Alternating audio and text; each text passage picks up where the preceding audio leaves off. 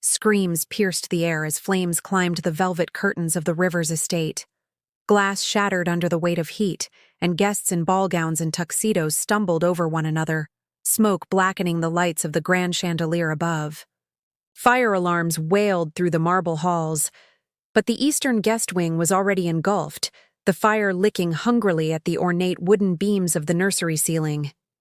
Inside the inferno, a firefighter kicked through a collapsed doorway, coughing, through his respirator. "There's someone in here," he shouted, stepping over a fallen crib as his flashlight beam caught a motionless figure on the floor. A woman, burned, limp, her hand curled protectively over a swollen belly. "Got her," he yelled, pulling her body close as plaster rained down like ash from a collapsing heaven. Outside, luxury cars sat idle under the estate's floodlights. Guests had gathered on the lawn in disbelief, drinks still in hand, some filming the chaos. Damon Rivers emerged from the crowd, his tuxedo untouched, arm wrapped around a younger woman in a crimson gown. "What the hell is going on?" he barked to the fire captain, who ignored him and turned to the paramedics rushing toward the gurney. The woman in red clutched Damon's shoulder.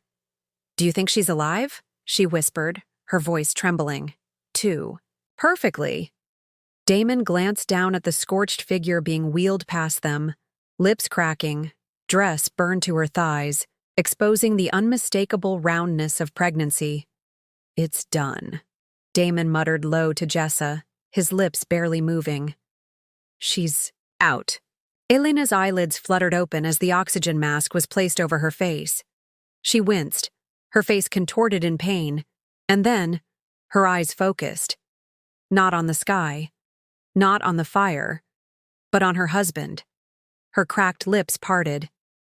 "My baby," she gasped, clawing at the paramedic's sleeve with blackened fingertips. "He's trying to kill us."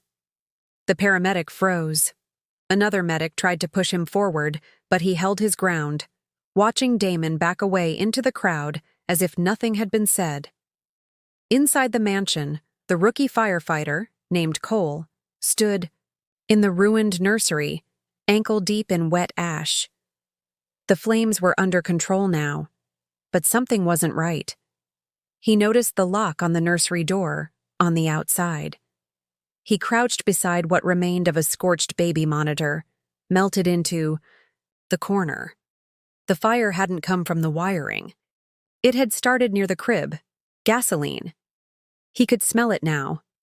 Meanwhile, Damon guided Jessa through the crowd with an arm around her waist. Reporters were already approaching, their cameras rolling. "A terrible tragedy," Damon announced solemnly, looking into the nearest lens. "We're grateful the fire department responded so quickly. My wife? She had a history of instability. We don't know what happened yet, but I'll make sure she gets the help she needs." Jessa squeezed his hand with perfectly timed concern. "It's just so horrible. I told her not to lock herself away in that wing, especially in her condition." Her words sounded rehearsed. A woman nearby gasped, not from the tragedy, but from the implication. Another whispered, "Did she say her condition?" Back near the ambulance, Elena's breathing slowed. Her hair was matted with soot, her eyelashes singed. A sheet was pulled over her shoulders to hide the burns across her chest and arms. Cole stepped outside the house and walked over to the EMT team. He knelt beside the stretcher and gently touched Elena's wrist. "Ma'am, that fire didn't start by accident." She opened her eyes slightly and locked onto his. "They lit the nursery," he said softly, "from the inside. And the door was locked from the outside." Elena blinked once. Her fingers twitched. Damon watched from across the lawn. His jaw tightened. "We need to get ahead of this," he muttered to Jessa. She nodded quickly. "I'll call Lyle. He knows how to spin this. You'll be the grieving husband. She'll be the unstable, tragic story." Damon didn't answer. His eyes remained fixed on the stretcher. The fire hadn't finished the job. Inside the ambulance, Elena's oxygen mask fogged with each breath. A young nurse dabbed cooling gel on her burns and glanced nervously at the monitors. The baby's heartbeat was fast, but steady. "You're lucky," the nurse whispered. "Whoever got you out, they saved 2 lives tonight." Elena didn't respond. She stared at the roof of the ambulance, her eyes wide open now, not from fear, but clarity. Back at the estate, the guests were already leaving. The mansion stood blackened on one side, the air thick with smoke and confusion. But inside the twisted frame of the nursery, Cole took one last photo: charred wood, melted toys, and in the center of it all, a baby's name still visible on the wall. Noah. A name no one at the party even knew existed. As the ambulance pulled away, sirens slicing through the night, Jessa turned to Damon. "What if she talks?" she asked. Damon smiled faintly, but it didn't reach his eyes. "Let her talk. Who's going to believe her now?" But a voice crackled from the firefighter's walkie. "Command, we've got evidence of accelerant. Nursery floor. Looks intentional." Damon's smirk faded. The night was supposed to end in silence. Instead, it had only just begun to scream. Elena woke to sterile white walls and the distant beep of machines. Her arms were strapped loosely to the sides of a hospital bed, gauze wrapped around her wrists, IV fluid dripping methodically into her veins. The light above buzzed faintly, its flicker barely noticeable, but enough to keep her on edge. She tried to move, but the dull ache in her side shot up like a blade. A nurse entered without a word, scanned her vitals, and replaced the IV bag. Elena's voice cracked when she tried to speak. "My baby. Is he okay?" The nurse didn't answer. She adjusted the monitors and walked out, locking the door behind her. An hour later, Damon appeared with a suited doctor and a folded expression of pity. He stood at the foot of her bed, arms crossed, flanked by the physician who introduced himself as Dr. Lang. "Elena," Damon said, "you had a psychotic break. You tried to light your own room on fire. Thank God they got you out in time." Her eyes widened, her cracked lips trembling. "That's not true," she whispered, but Dr. Lang raised a hand. "You were found alone, with matches and accelerant, residue on your clothes. This wasn't the first sign either. Your chart shows episodes of paranoia, anxiety, and detachment. For your safety and your baby's, we're moving forward with protective psychiatric evaluation." "I didn't—" Elena struggled to sit up, but the pain and restraints held her back. Damon didn't flinch. "I've already filed the petition," he said calmly. "You need help, Elena. This is what's best." She thrashed weakly in the bed. "You locked the nursery. I heard you say it was done. You tried to—" The doctor nodded silently, and a nurse pressed a button. The sedative kicked in fast. Elena's screams dulled into slurred protests as her eyes dimmed again. By the next morning, her bank accounts were frozen, her phone missing. No visitors were allowed without Damon's consent, and all communication had to go through hospital administration. The nurses, always polite, never answered questions. Her lawyer never came. Her family, living out of state, were told she was on heavy rest and not to be disturbed. A nurse wheeled in her breakfast without looking at her. The tray had no silverware. Just soft food, like she was dangerous. Outside the hospital, Damon stood before a podium on the estate lawn, cameras rolling, microphones arranged like weapons. Jessa stood beside him in a white sheath dress, gently cradling a visible baby bump. Damon cleared his throat as reporters shouted questions. "This has been an incredibly difficult time," he began. "Elena's condition has deteriorated faster than any of us could have predicted. The fire was a tragedy, and we are grateful. No lives were lost.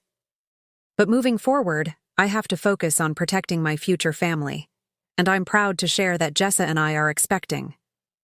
Gasps followed. Flashbulbs erupted. Jessa sniffled at the right moment, her mascara perfectly in place. We just want healing for everyone. We want peace. The headline hit the internet within the hour. Rivers breaks silence, confirms new heir on the way amid wife's breakdown. Inside her room, Elena watched the press conference replay silently from a wall-mounted TV. Her wrists were bruised from trying to free herself the night before. The image of Damon smiling beside Jessa made her stomach churn. Her hand drifted to her belly, still safe, still moving. But they were trying to erase her, not just from Damon's life, but from history. A nurse switched off the screen. "You shouldn't be watching that. It upsets you." Within a week, the mansion's name was changed on the foundation website. The Lane Rivers Foundation Estate, reimagining wellness through legacy. Jessa was now listed as co-founder. She had a maternity shoot published in a lifestyle magazine, posing in front of the newly rebuilt guest wing with soft smiles and statements about resilience. Damon, of course, was pictured beside her, grieving, but strong. Elena's name was nowhere. The transfer paperwork came fast. Without consent, she was declared unfit to make medical decisions. Her signatures were forged on several documents, and a judge ruled remotely that she required specialized care in a long-term recovery center. Within 3 days, she was placed in a black-windowed transport van and driven 6 hours to a private mental facility, buried in a wooded region with no cell reception and no listed address. The building looked like a mansion, but there were cameras on every corner and fences too high to climb.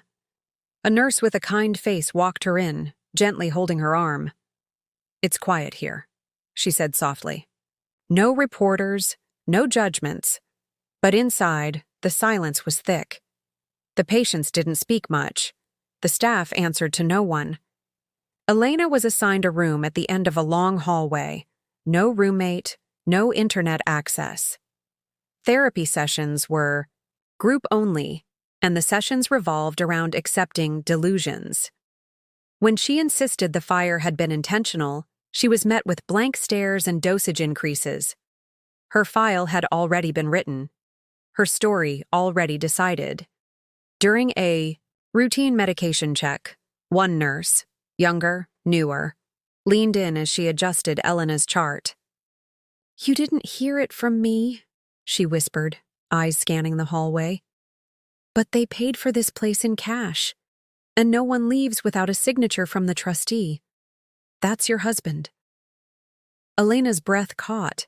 She gripped the woman's wrist. "Please," she rasped. "My baby. I need to get out before he finishes what he started." The nurse paused, then gently pulled away. "Stay quiet. Don't push back. They watch everything." That night, Elena sat in the dark, hand on her stomach, heart thudding like thunder. Outside, the trees stood still. Inside, the cameras blinked red. They had buried her in silence. But the heartbeat beneath her hand reminded her. She was not alone. Not yet. Not broken. Just caged. The hallway lights dimmed just before midnight, and the facility quieted into its usual oppressive stillness. Elena lay curled on the cold mattress, her body tense. Timing mattered.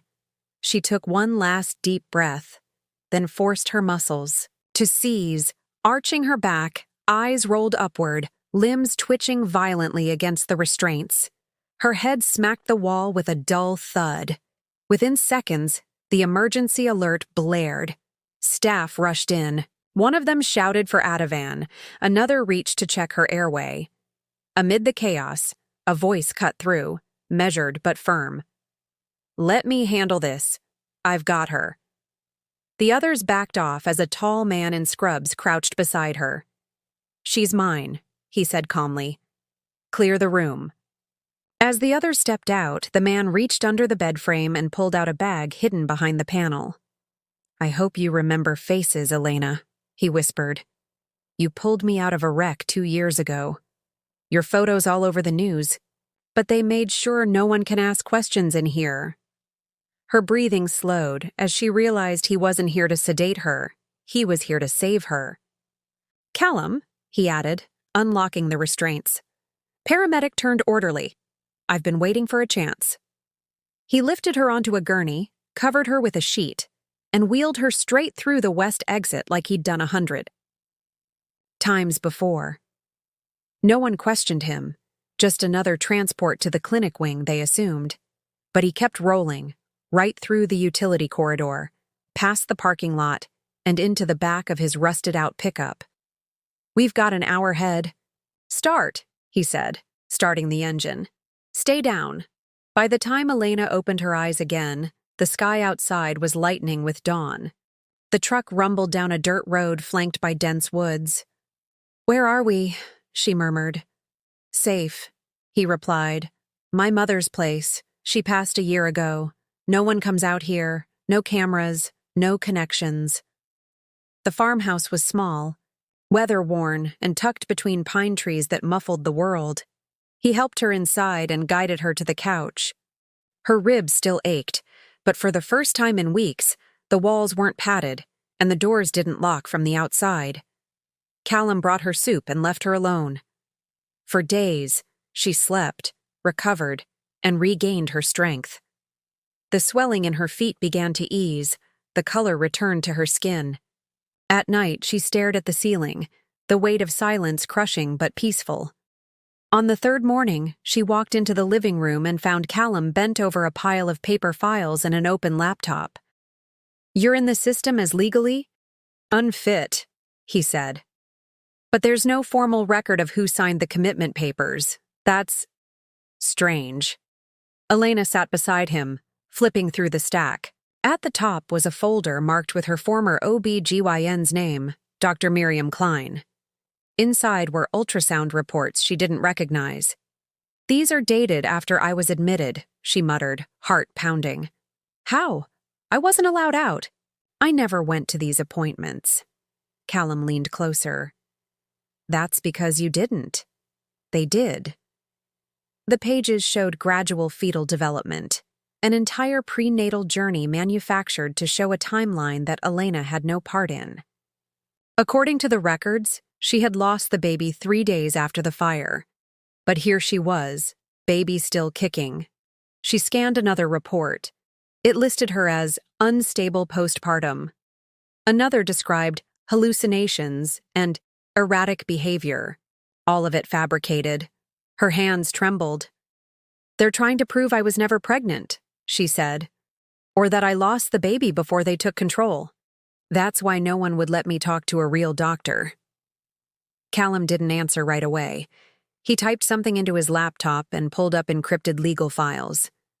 "I've been digging into Damon's law firm. He's got everything routed, through private shells and proxies, but I cracked one server. Look at this." She leaned in. On the screen was a scanned document, her will, supposedly signed weeks before the fire. But her signature was off, the handwriting rushed. Worse, her name was removed as primary trustee of the estate. The new beneficiary? Jess Elaine Rivers. Elena recoiled. He changed it, while I was sedated. Another file opened. Prenatal. DNA results, digitally signed by a physician she didn't know. "This says the baby's father is Damon, but the report was altered. I traced the metadata. The original had no paternal match. It was labeled non-confirmed." He turned to her. "They faked it, probably to block any future paternity tests, or to cover up if this baby was ever lost." Elena's jaw clenched. "They wanted me declared insane, out of the picture. And the baby, they wanted him erased too, so no one could contest their version of the story."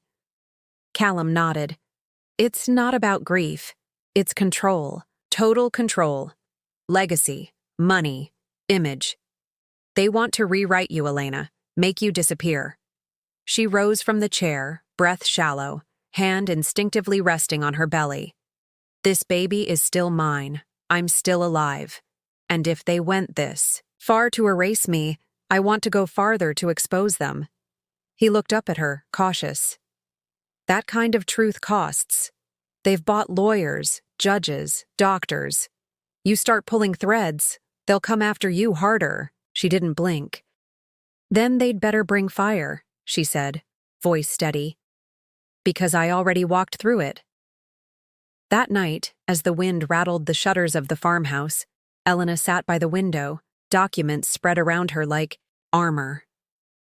Her son kicked once beneath her ribs, and somewhere in the distance, the lies that held the river's name together began to crack. Moonlight shimmered across the ocean, casting silver onto the abandoned walkway of Damon's old beach estate.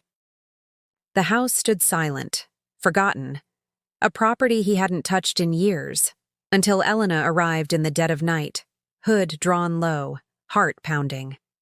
Callum had found the original probate filings buried in a storage database. The grandfather's will was simple, elegant, and devastating. The estate, including the foundation's coastal assets, would pass not to Damon, not to any existing river's heir, but to the firstborn child of Damon and Elena. Only if Elena lived to give birth. If she died before the child was born, everything reverted to Damon. The clause was underlined in blue ink with the initials ER scribbled in the margins. She pushed the heavy side gate open. The air smelled of salt and old wood. Her shoes crunched over gravel as she stepped through the patio and into the glass sunroom where everything had once started. Years ago, Damon had proposed to her there. Now, the place was stripped bare, the furniture draped in cloth, the walls echoing with nothing but memories. She moved carefully, flashlight scanning across a collection of photo frames left behind in a dusty trunk. One photo stopped her cold. Jessa standing beside an older man in a wedding dress. The man was not Damon. It was Damon's father. Her breath caught as the name on the back confirmed it. Wedding day, Leonard and Jessa Rivers. The year was only 10 years ago. Damon would have been in his early 20s. She felt bile rise in her throat. A creak from the upper floor sent her heart racing. She turned sharply as a voice called out from the stairwell. "Elena?" A woman stepped into view, older, sharp-eyed, dressed in a robe like she'd just woken from a long nap. "You shouldn't be here," the woman said, but her tone wasn't unkind. "Meredith?" Elena asked. The woman nodded slowly. "I figured someone would come back eventually." Elena stepped forward. "I need to know the truth. About the will. About Jessa. About all of it." Meredith hesitated, then walked into the kitchen and poured 2 glasses of water. "He never told you," she said, shaking her head. "Of course he didn't." Elena followed her into the room, hands shaking. Meredith sat down. "My brother Leonard married Jessa when she was 25. He was 60. It was a mess from the start. Damon hated it, or pretended to. They divorced in under a year. Then a few months later, he started showing up at events with her on his arm. We all knew something wasn't right. But Leonard died soon after. Heart attack, they said." Elena gripped the edge of the table. "She was his stepmother. He brought her back into the family as a mistress?" "She was always after the money," Meredith said, sipping her water. "But Leonard was too controlling. Damon gave her something better. He gave her access." Elena stared at her. "And no one stopped him? Everyone was too afraid, too ashamed. Your marriage was a distraction to make him look respectable. Jessa hated you from the moment you walked into that house. Said you made him soft, that you made him cautious." Elena stood, pacing. "She tried to kill me, burned the nursery, then claimed she was pregnant." Meredith looked down at her hands. "That doesn't surprise me. She's done worse. Damon's capable of worse." She pulled open a drawer and handed Elena a folded envelope. "This came to me weeks ago. I didn't know what to do with it." Inside was a notarized copy of the grandfather's will and a side letter explaining the inheritance conditions. Elena's unborn child was the legal heir, but the clause was explicit. The inheritance would only be released if Elena survived the pregnancy and delivered the baby herself. "I was the obstacle," she whispered. Meredith nodded. "Jessa couldn't risk you living, and Damon, he wanted control of the entire legacy without legal entanglements. Your child made that impossible." Elena stared at the document, hands trembling. Her baby wasn't just a symbol of hope anymore. He was the final gatekeeper to an empire, a fortune measured in land, stocks, and silent power. She folded the papers tightly and turned to leave. As she reached the front door, Meredith called, "Out softly." "There's more." Elena stopped. "Vanessa," Meredith said. "She's not who you think. I saw her with Jessa in New York, months ago. They were close, too close." Elena's breath hitched. "Vanessa's been my best friend since college. And yet every time something went wrong, private appointments, lawyer meetings, arguments with Damon, Jessa always seemed one step ahead. Think about it." Elena said nothing. She walked out the door and into the wind, heart hollowed out by betrayal she hadn't even imagined. The drive back was silent. Callum waited outside the farmhouse, sipping coffee from a chipped mug. When she didn't speak, he didn't ask. She walked past him into the living room and threw the wedding photo onto the floor. Then another. Then the smiling Christmas card with her and Damon on the front steps. The flames from the fireplace were low but hungry. She fed them one image at a time, until only one remained. The wedding portrait. Elena in white, Damon holding her hand, eyes on the camera, a perfect lie frozen in time. She stared at it for a long moment. Then she struck a match and let it fall. The next morning she stood at the kitchen sink, face bare, hair pulled back, body straight despite the pain. She looked out the window toward the tree line. "I'm not hiding anymore," she said quietly. Callum nodded from the corner without looking up. He was already unpacking surveillance photos and financial records. The war had started. They just hadn't seen her coming yet. The air inside the ballroom pulsed with quiet luxury. Crystal chandeliers, champagne towers, and soft piano music drifting across polished floors. Guests mingled beneath banners reading, "The Lane Rivers, Foundation Annual Gala for Women's Wellness." At the center of it all, Jessa moved like a swan in silk, one hand resting delicately on her round belly, the other gripping a champagne flute she didn't drink from. Cameras followed her every step, snapping pictures as she smiled too wide, laughed too loud. Just off stage, Damon scanned the room with a restless eye, his arm stiff at his side. Something felt off. Across the room, a woman in a black gown adjusted, the clasp of her purse, short auburn hair, emerald earrings, and flawless posture. She'd introduced herself at the check-in table as Leah Carter, widow of a late oil executive, new to philanthropy, but generous. Her invitation had arrived through a private network of donors, backed by a 6-figure pledge. No one asked questions when she handed over the check. No one looked twice when she slipped a small camera disguised as a brooch onto her shoulder. Leah, Elena, smiled at the staff politely, lingering just long enough to memorize names. Damon's assistant, Troy, was young, distracted, and too eager to please. "It's a pleasure," Elena said smoothly, her voice softened by a southern accent Callum had coached her into perfecting. "My late husband always believed in helping vulnerable women. I'd love to meet the minds behind your mission." Troy's eyes lit up at the sound of money and influence. He promised to give her a tour after dinner. The night unfolded in slow, methodical steps.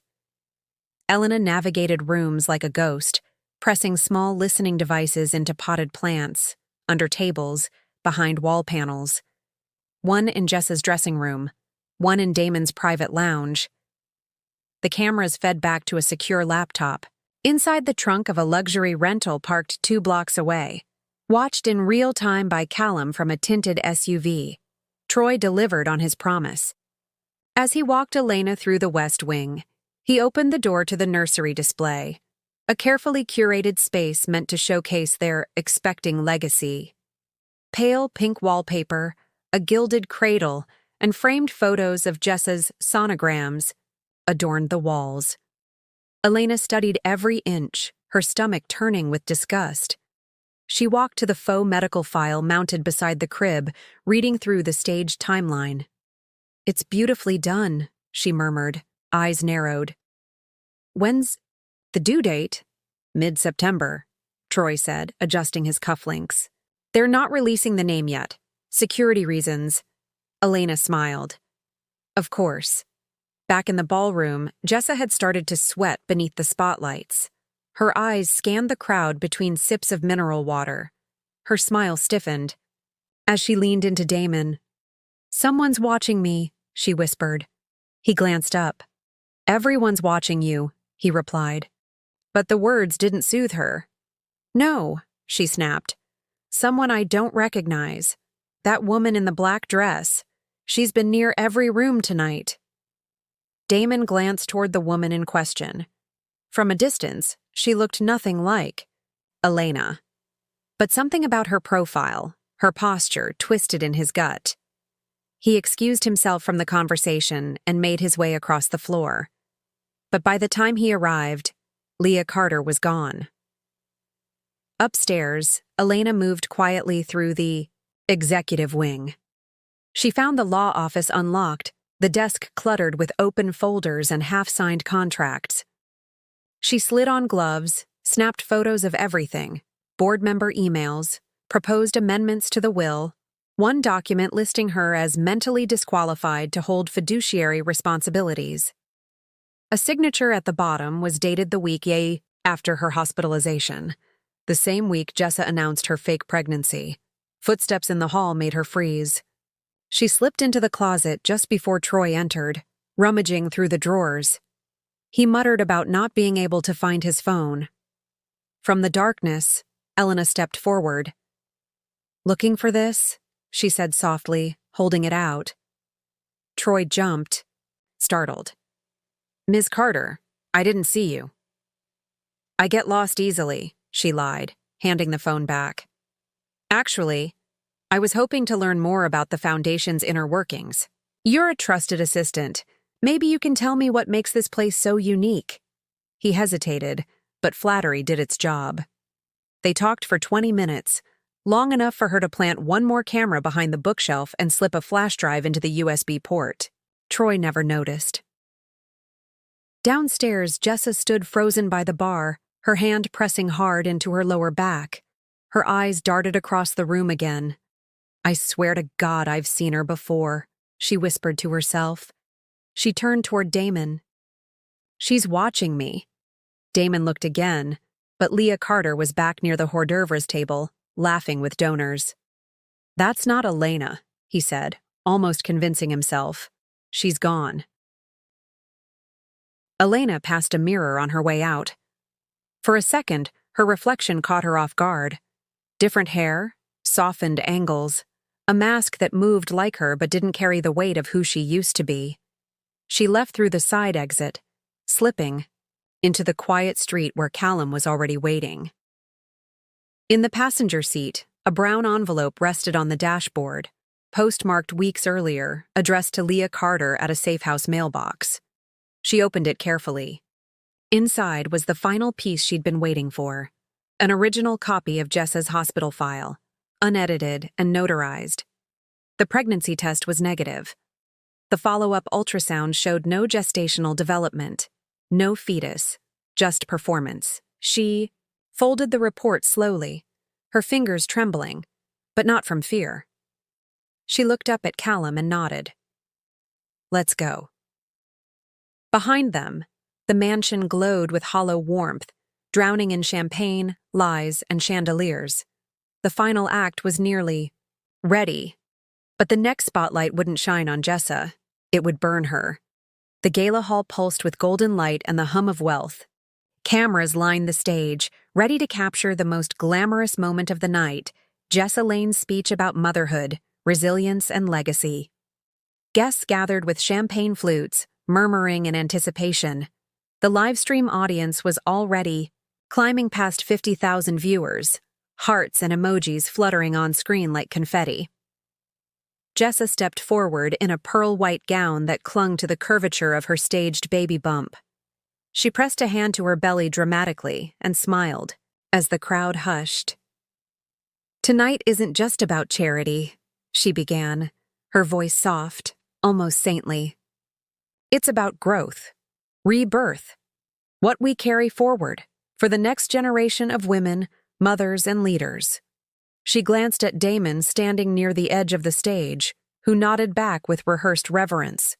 He took the mic and announced, with fanfare, "In honor of my future wife and the child we're expecting, I'm proud to unveil the Jessa Lane Maternity Wing, a place of comfort, care, and hope for all expecting mothers."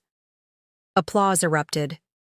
The LED screen behind them displayed a glowing render of the facility, images of Jessa in garden photo shoots with a pastel filter, and captioned words like empowerment and healing. Flashbulbs flared. A violinist struck a soft note. And then, silence. The doors at the back of the hall opened and all eyes turned. A woman walked in slowly, deliberately. Her black dress hugged a visible baby bump. Her steps echoed, heels tapping with deadly calm. She reached the base of the stage without resistance, raising a hand before the security could move. "Before you finish that speech," Elena said clearly, "the truth deserves a moment." Gasps broke out in every corner of the room. Damon's face drained of color. Jessa's mouth parted, but nothing came out. Elena climbed the steps, meeting Jessa's eyes with a calm that cracked the air. "You can keep lying to their faces," she said, lifting a folder, "but you can't lie. To this."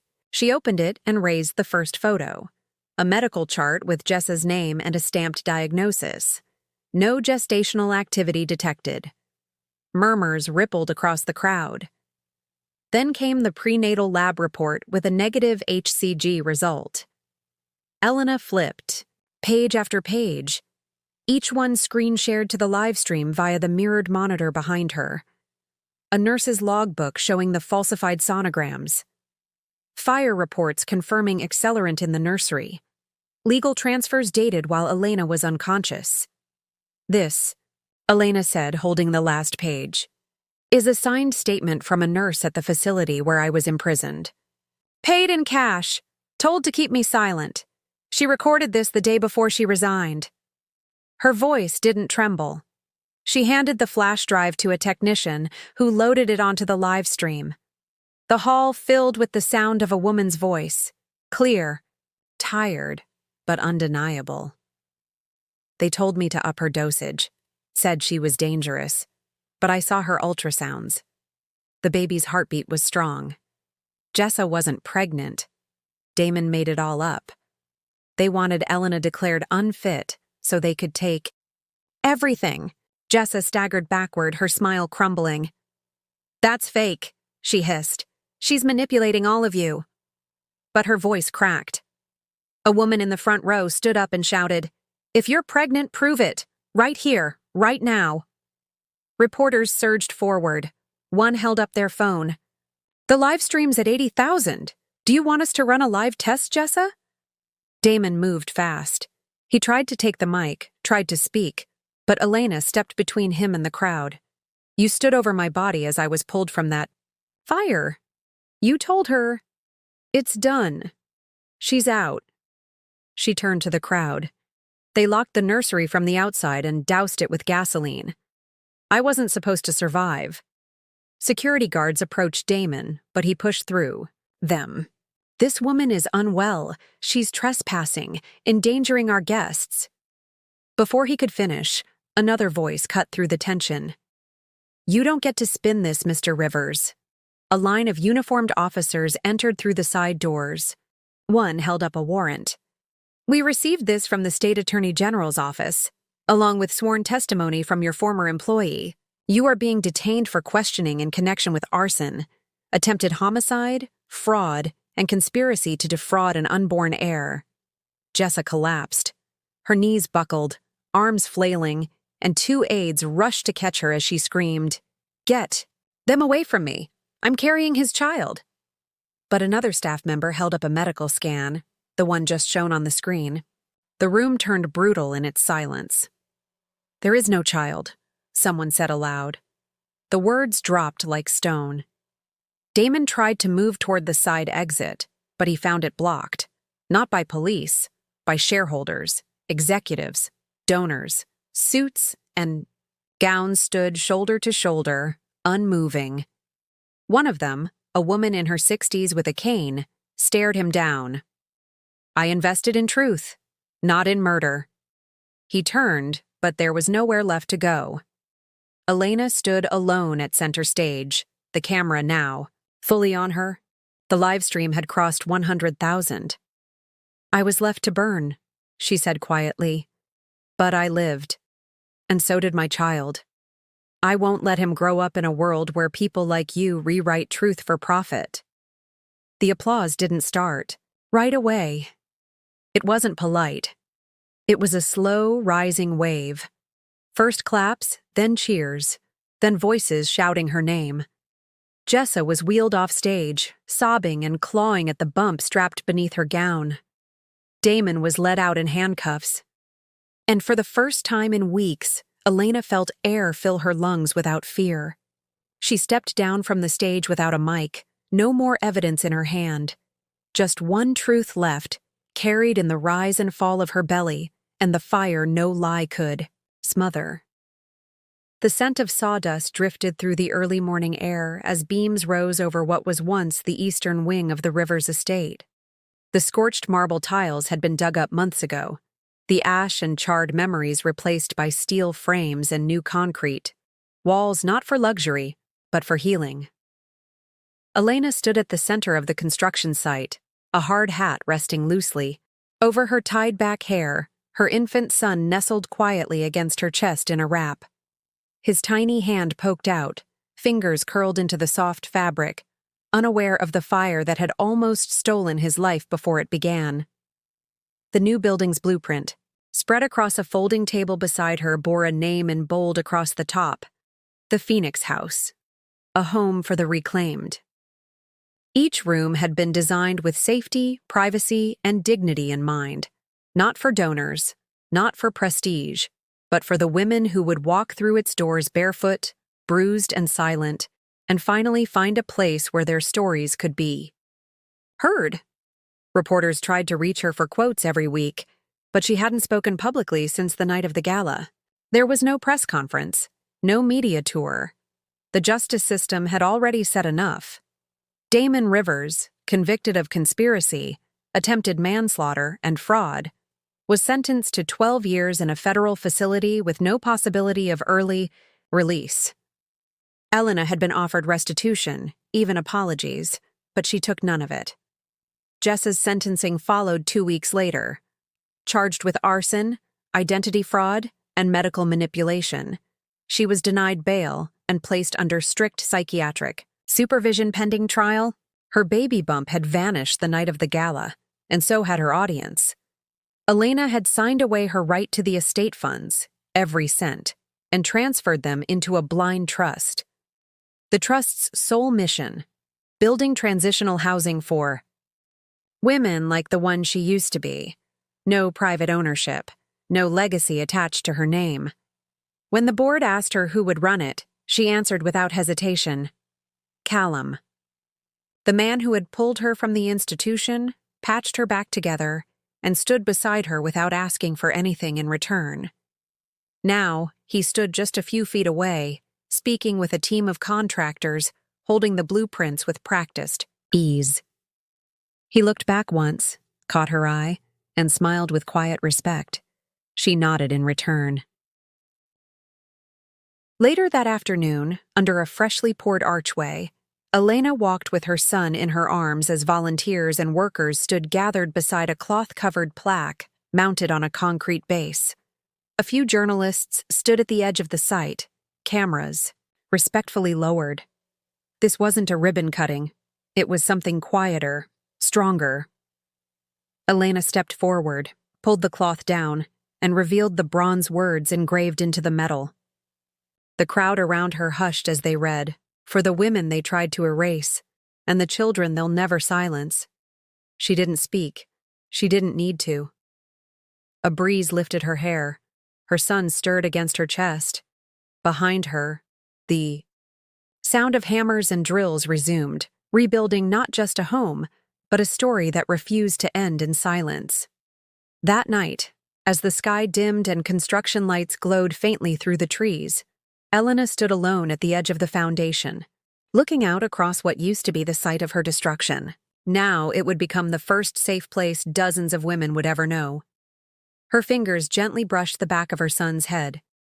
He blinked up at her, soft and content. She whispered, "You'll never know what it means to be invisible." Behind her, Callum approached with 2 mugs of tea. He didn't say much, just stood beside her, shoulder to shoulder, like always. "The permits came through for Phase 2, he said. "We can break ground on the childcare wing next month." Elena took the mug, eyes still on the horizon. "Then we keep building," she said softly. "As long as there's someone to protect." He nodded, watching the lights flicker in the distance. "What are you going to do now?"